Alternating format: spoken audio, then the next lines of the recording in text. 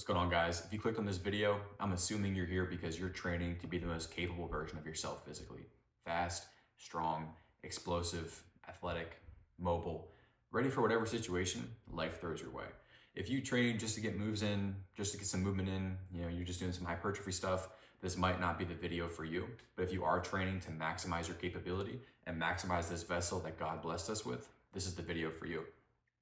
Been training for about a decade, been doing, I've trained college football strength conditioning. I've tried bodybuilding style, mobility, did like the ATG stuff. I've pretty much tried a bunch of stuff, calisthenics, whatever.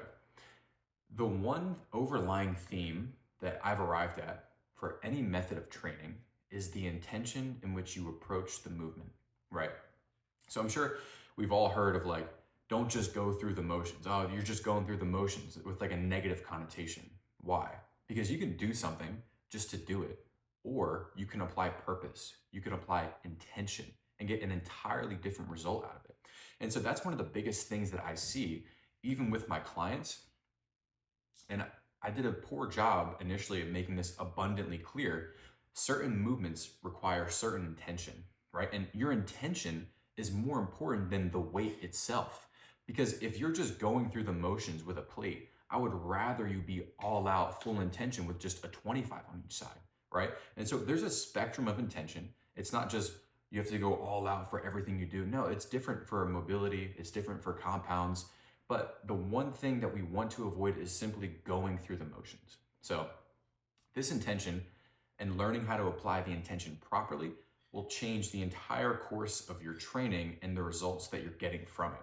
And so if we were to look at this spectrum of intention, you can see we have warrior, monk, and then in the middle is just average, right? And so warrior and monk are going to be applied differently to different movements because they have different purposes. Whereas average is just living in the middle. There's no adaptations in the middle. Adaptations in terms of getting faster, more powerful, and more athletic, they lie at either extreme of the spectrum. So we don't really ever want to be in the middle. There's a few nuances here. I mean, like if you're just doing like some pump work, on a cable curl or like cable extension, whatever. But for the bulk of our compounds, our plyometrics, our mobility, we never want to be in the middle, right? This is where the average is. We're not trained to be average. We're trained to be the most capable versions of ourselves. So if we were to break this down, the one end of the spectrum is warrior, right? This is characterized by violence, explosiveness, and being powerful, right? Doing everything with intent. This is going to apply to our compounds, our plyometrics, and our finishers. Why is that? Compound movements build structural strength, right? You can, let's say, like I was mentioning before, you can do a power clean, just kind of go through the motions. Or if you approach it with violence and with explosiveness, and you're violently getting into triple extension, you're violently power shrug and power high pull, you're getting a much more potent stimulus for your nervous system, right? As well as your strength, power, etc. With the plyometrics, I can sit here and do pogos just like this, or be like, right? I'm sure you guys can see the difference. Nose is running there. A much different adaptation from this to that. I know that I'm making some noises here, but audio aside, right? You get different adaptations, different benefits from both. This one, going through the motions, yeah, you can warm up. It's like a chill jump rope, but this one requires my foot and ankle complex, my calf soleus, to be springy, right? I'm getting a totally different stimulus out of that. And so when you apply this warrior intention to your plyometrics, to your compound movements, you're asking your body for so much more than it would have to provide you just going through the motions. So what this is more beneficial for, nervous system, strength, power, force production, right? Warrior mode, warrior intention is optimal for just raw athleticism, right? Benching powerfully and violently, squatting powerfully and violently, plyometrics with full intent, because that's how you're gonna get the most adaptation from these movements, right? On the opposite end of the spectrum though, we have monk.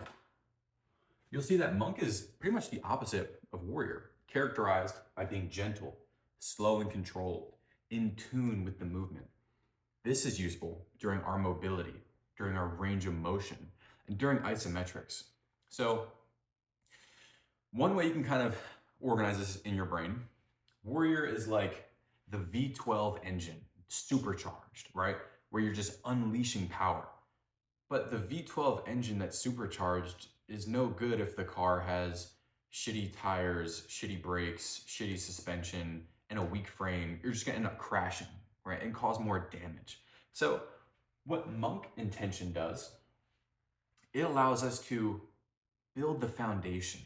It's like the maintenance work for the V12 to be as useful as possible, right? And so where monk is most useful is in deep mobility work. So if you take a Cossack squat or an ATG split squat or a Jefferson curl, right? You don't just want to do the movement. I can't really demonstrate because I know this camera angle is like here up. But even if you were to do something as simple as like a Cuban rotation, right? So Cuban rotation is like here, and you want to go like here, boom. I could like half-ass this and just go through the motions, go like, boom. And yeah, like I'm moving my rotator cuff, I'm getting some motion in there, whatever. But if I like go slow, control it, and I really feel the movement and I'm more in tune with my body and how it feels, these little like minor clicks and stuff that are going on within my shoulder joint, I'm conscious of it, I'm in tune, I'm in touch, my muscle connection's there, entirely different result. This, where I'm really focusing, I'm really in tune, I'm being slow and controlled, is different than this, going through the motions, being average. It also applies to isometrics. Isometrics are huge as maintenance work within my programming, within how I train, how my clients train, because in an isometric, you're able to isolate a muscle, recruit a ton of muscle fibers, and also feel where your deficiencies are, right? If you're not in tune with the isometric, you're just kind of holding it, going through it, and you're not like intently holding it and trying to feel where your body wants to falter, feel where your body wants to give out, you're leaving so much on the table, right? So monk mode is important for establishing this mobility, for getting in tune with your body, understanding its needs, understanding where your shortcomings are, understanding where you are strong at, because it's slow, it's controlled, it's intentional, right? It's almost like if you were to sweep the floor, for example, and you're just like kind of going through the motions, yeah, you like sweat most of it, right? But if you meticulously dust every corner and you're getting underneath surfaces and you're not only sweeping, but like you mop too, because like you're just so in tune with everything, you're getting a much cleaner floor. I hope that makes sense. I'm trying my best to just analogize this, make it metaphorical, whatever, digestible for you. So monk mode is most useful for joint health. We'll put joint and tendon health. Boom. We'll also put joint and tendon capacity. So monk mode is most important for joint and tendon health, joint and tendon capacity, and movement quality, right? So you can see how these are opposite ends of the spectrum, but they almost need one another, right? Because monk mode is good. I mean, if you only did the monk mode though, you'd just be like a yogi. You'd be like some dude that just does yoga. And warrior is great on its own, but if you only did warrior mode, you would just be an athlete that has a ton of injuries. So they complement each other so well. It's like this concept of yin yang, right? So one needs the other. One is not more important than the other, but they rely on each other and they allowed you to build the most capable physique when used in conjunction, right? That's the most important aspect. So the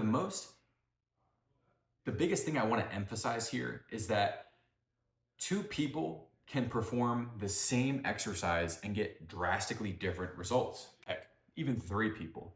One person has the warrior intention with their bicep curl, boom, right? Improving their neural efficiency, their power within their biceps. One person can just do like going through the motions, just hypertrophy, nothing inherently wrong with it, right? The other person can slowly go through it, slowly feel, squeeze at the top, and then slowly control the eccentric. So your intention dictates what you're getting out of the movement that you're doing, right? And so what you can take away from this is when you approach your plyos, when you approach your compounds, when you approach your finishers, right? Like the bulk of your work that you're doing for your power, speed, strength, etc. Use the warrior mode. When you're doing mobility, range of motion, focus on being in tune and controlled and slow and gentle and understand your body in these positions via monk. Average lives in the middle. We really don't ever want to be average. If you're going to do arms on a Saturday and you're just pumping out stuff on the cable, sure, I get it. I've been there. But largely, you want to live at either end of the spectrum. This is how I approach my training, and I've gotten drastically different results from my compounds, my plyos, my mobility, etc., simply by changing the intention in which I approach each movement. So that's all I got for you guys today. I hope you took something of value from this video and you're able to apply either the warrior or the monk mode to your training, right? If you want to learn more about this stuff, I post about it every day on my Instagram. I'll put it in the description, but I appreciate y'all for watching. Peace, love, prosperity. Yeah, that's all I got.